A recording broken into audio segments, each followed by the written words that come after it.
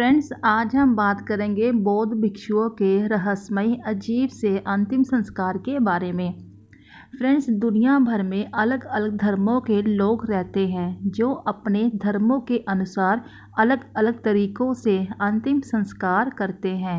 हिंदुओं में दाह संस्कार किया जाता है तो वही मुस्लिम शवों को दफनाते हैं, लेकिन बौद्ध धर्म में संतों या बौद्ध भिक्षुओं का अंतिम संस्कार बहुत अजीब तरीके से होता है। फ्रेंड्स, क्या आप जानते हैं कि बौद्ध भिक्षुओं के शव के टुकड़े किए जाते हैं? आप हैरान हो गए होंगे फ्रेंड्स, और आप सोच रहे होंगे क्या सच में बौद्ध भिक्षुओं के शव के टुकड़े किए जाते हैं? जी हाँ फ्रेंड्स, तो चलिए इसकी पीछे की वजह को जानते हैं आगे वीडियो में, तो बने रहिए वीडियो के एंड तक। Hello friends, welcome to JK tech 1992। Friends, दुनिया भर में रहने वाले अलग अलग धर्म के अनुयायी अपने अपने तरीके से जीवन जीते हैं। नामकरण, शादी विवाह और दूसरे संस्कार के लिए भी उनके अलग अलग तरीके हैं। वही मृत्यु के बाद अंतिम संस्कार की भी सबकी अपनी अपनी परंपराएं हैं। जैसे कि जैन मुनियों के अंतिम संस्कार में लोग हर चरण में बोलियां लगाते हैं और उससे जुटने वाली रकम का यूज़ लोगों की भलाई में किया जाता है। कई लोग तो अंतिम संस्कार के बाद पूरा परिवार राख का सूप बनाकर पी जाता है। ऐसे ही बौद्ध धर्म में भी अंतिम संस्कार की अलग ही प्रक्रिया होती है।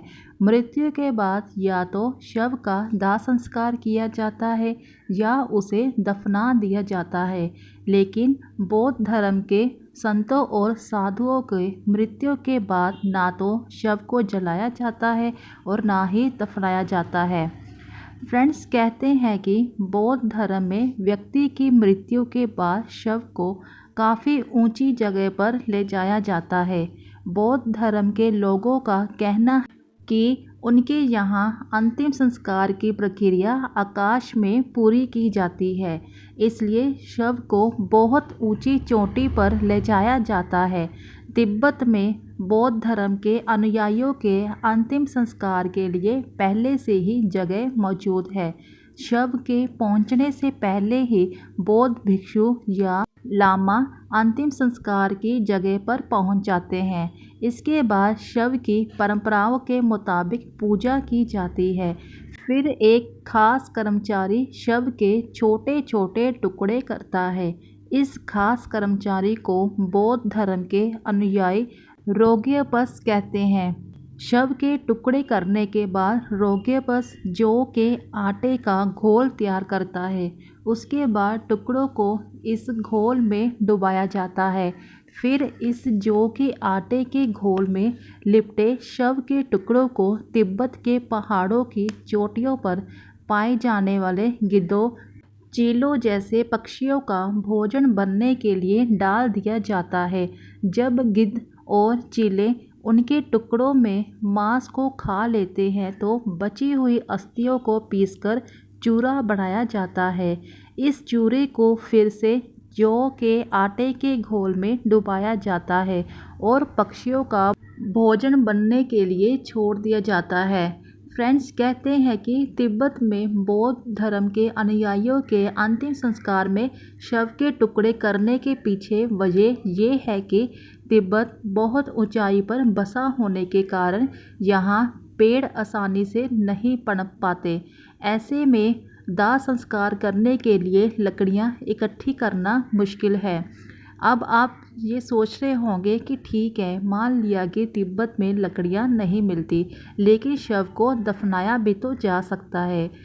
लेकिन फ्रेंड्स, इस बारे में उन लोगों का कहना है कि तिब्बत की ज़मीन पथरीली है। ऐसे में कब्र के लिए गड्ढा खोदना बहुत मुश्किल काम है, इसलिए इन्हीं कारणों की वजह से शव के टुकड़े किए जाते हैं। फ्रेंड्स, इसके अलावा बौद्ध धर्म में एक मान्यता है कि बौद्ध धर्म में मरने के बाद शरीर को खाली बर्तन माना जाता है। माना जाता है कि शव को छोटे टुकड़ों में काटकर पक्षियों को खिलाने से उनका भला हो जाता है। इसलिए भी शव को काटकर पक्षियों में बांटा जाता है और अंतिम संस्कार की पूरी प्रक्रिया को बौद्ध धर्म में आत्म बलिदान कहा जाता है। तो फ्रेंड्स, ये थी बौद्ध भिक्षुओं के शव के टुकड़े किए जाने के पीछे की वजह। तो इसी के साथ ही हमेशा की तरह अगर आपको ये वीडियो अच्छी लगी हो तो वीडियो को लाइक एंड शेयर करते रहें। चैनल पर नए हो चैनल को सब्सक्राइब कर दीजिए। मिलते हैं फिर अगली वीडियो में। Thank you friends.